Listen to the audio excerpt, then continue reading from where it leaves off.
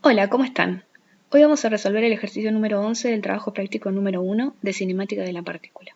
Este ejercicio dice: un cañón que está a 1,5 metros por encima del suelo dispara horizontalmente un proyectil con una rapidez inicial de 245 metros sobre segundo.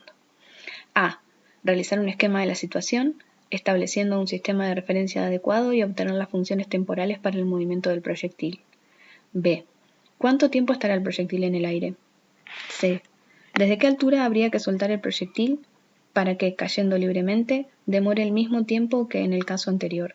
D. Calcule la velocidad del proyectil, módulo, dirección y sentido, justo antes de que golpee el suelo para los dos casos planteados. ¿Qué está pasando en este ejercicio?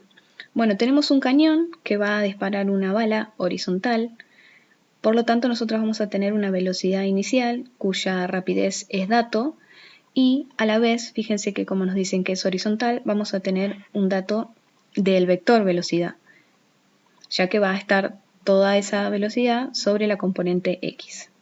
Nos dice también que se dispara a 1,5 metros de altura, así que vamos a tener también un dato de altura inicial de ese proyectil. Ese proyectil, para poder resolverlo con las herramientas que tenemos, vamos a tener que tratarlo como una partícula. Además, otra simplificación que vamos a hacer es que la aceleración de la gravedad va a ser constante. Cuando disparemos el proyectil desde ese cañón, vamos a tener un movimiento que más o menos esperamos y va a estar relacionado con el disparo de ese cañón hacia el suelo con una velocidad inicial que ya conocemos, y además va a estar vinculado a la aceleración de la gravedad que ya mencionamos y que yo voy dibujando ahí. Va a ser un movimiento bidimensional, ya que vamos a tener tanto un recorrido en X como en Y. Ahora que ya tengo mi esquema, lo que voy a necesitar para poder plantear mis ecuaciones horarias o funciones temporales, como me pide en el inciso número 1, es poder colocar el sistema de referencia para poder plantearlas. Como solemos hacer en cinemática, por conveniencia vamos a colocar nuestro sistema de referencia sobre el suelo, con el origen apoyado sobre el lugar donde sale el cañón en X y a nivel del suelo en la coordenada Y. Esto nos va a permitir plantear las funciones temporales según este sistema. Dijimos que el movimiento es bidimensional, nuestro vector posición va a estar compuesto para la partícula P, ¿sí?, en función del tiempo, de dos ecuaciones. Primero la ecuación en X en función de t y la ecuación de Y en función de t. Ustedes ya conocen las formas genéricas de la posición para X y para Y, entonces yo directamente lo que hice fue poner los datos que ya traemos de nuestro ejercicio y nuestro esquema según lo que habíamos visto. Como habíamos visto, según nuestro sistema de referencia, fíjense que la bala sale desde X igual a 0, con una velocidad inicial que está toda sobre el eje X, y sobre la coordenada X, el término de aceleración es nula, ya que la aceleración de la gravedad está sobre la coordenada Y. Entonces vamos a tener para la parte de X, ¿sí?, una posición inicial igual a 0, la velocidad va a estar toda sobre la coordenada X, y esto va a ser 245 metros sobre segundo, que es nuestro dato, y no va a haber aceleración en la coordenada X. Para la parte de Y, volvemos al esquema, fíjense que vamos a tener ahora sí una posición inicial, ¿sí?, que está marcada sobre nuestro eje Y. Nosotros mencionamos acá, ya cuando iniciamos con este esquema, que era 1,5, ¿sí? No va a haber velocidad inicial porque estaba toda en el otro eje, y acá sí vamos a tener un término de aceleración que va a depender de la aceleración de la gravedad. Fíjense, siempre tener en cuenta que según nuestro sistema de referencia, acá la aceleración de la gravedad es negativa, ¿sí? Por lo tanto va a ser contraria a nuestro eje Y. ¿Qué quiere decir?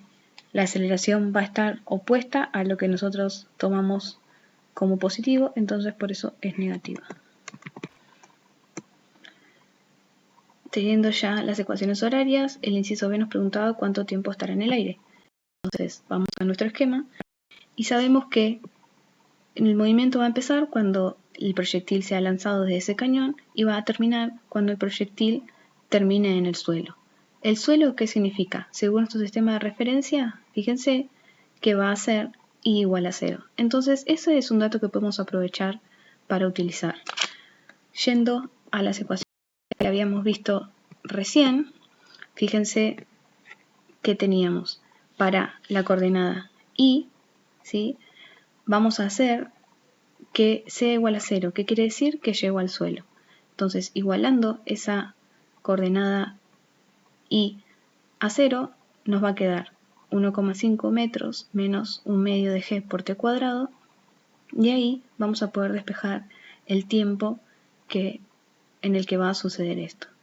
¿Cómo nos queda?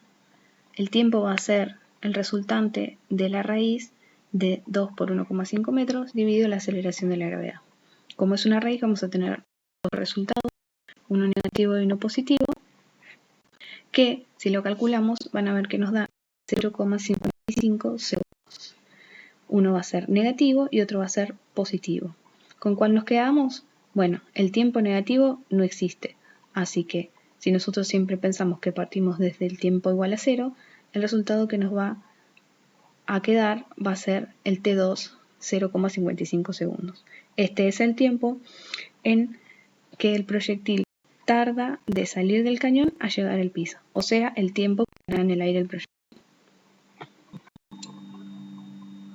Bueno, nos queda la última parte del ejercicio, que es el inciso C, donde nos pide la velocidad del proyectil junto antes de que golpee el suelo para los datos que planteamos. Para poder ver esto, vamos a volver a nuestro esquema y vamos a mirar los dos movimientos que teníamos. Y vamos a fijarnos que vamos a tener, antes de arrancar a hacer cálculos, una pequeña idea de lo que vamos a obtener. Fíjense, para el caso número 2, que es el más simple, en el cual tenemos movimiento unidimensional, ya sabemos que la velocidad en X no va a tener componente. Entonces vamos a tener una velocidad en Y que, dado nuestro sistema de referencia, que es X positivo hacia la derecha e Y positivo hacia arriba, va a ser negativo. ¿Por qué? Porque va a estar contrario a nuestro sistema de referencia y va a venir influido por la aceleración de la gravedad. En el caso número 1, fíjense que vamos a tener este trayecto y lo que va a cambiar es que vamos a tener la componente vertical hacia abajo en Y y vamos a tener además la componente horizontal dada por este movimiento. Para poder ver esto más claramente, lo que vamos a hacer es remitirnos a las expresiones en función del tiempo de cada uno de los proyectiles, remitiéndonos a cada uno de los casos. Recuerden que el caso número 1 estaba asociado con la P y el caso número 2 estaba asociado con la P'. Fíjense que en la coordenada de velocidad de X vamos a tener la velocidad inicial, que era dato de nuestro ejercicio, que era 245 metros sobre segundo. En este caso, recuerden que ya lo charlamos, iba a ser constante durante todo el trayecto. Así que en el tiempo final, que sería el 0,55 segundos que ya habíamos calculado en los incisos anteriores, va a ser constante al igual que en el tiempo 0.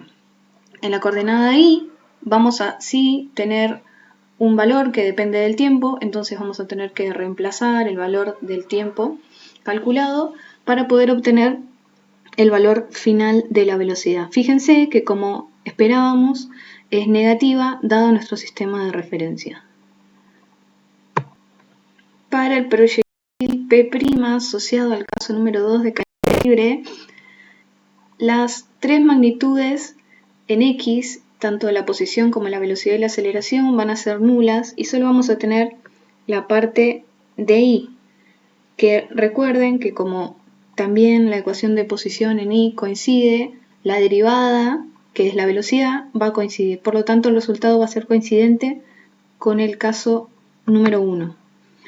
Para poder ver más claramente esto, lo que hacemos es pasarlo a una notación vectorial para los dos proyectiles.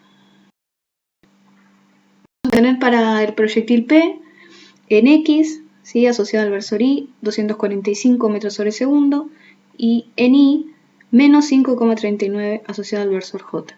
Y para el proyectil P' vamos a tener 0, coordenada X, y menos 5,39 coordenada Y. Para poder verlo más claramente, volqué los vectores al GeoGebra y fíjense que tenemos el vector B, que sería el vector velocidad en X, que va desde 0 a 245, y la parte Y, que está asociada a la componente de velocidad en Y, que va de 0 a menos 5,4. La suma de esos vectores va a ser la velocidad final para el caso 1, que es este vector azul, y fíjense que acá abajo lo denomina W, que es lo que dice acá, es la magnitud y el ángulo que va a tener respecto de el 0 de X. Eso podemos ver que es una gran componente en X y una pequeña componente en Y, pero bueno, definitivamente en diagonal y hacia abajo, como habíamos visto y esperábamos del movimiento. En el caso 2 de caída libre nos quedaríamos solamente con esta pequeña parte, que sería un vector que va hacia abajo y de magnitud 5,4. Les sugiero que para poder terminar bien el ejercicio hagan los esquemas de los vectores y puedan calcular, como me calculó acá GeoGebra, el módulo mediante el teorema de Pitágoras y el ángulo haciendo el arco tangente de la componente de velocidad Y dividido la componente de velocidad en X.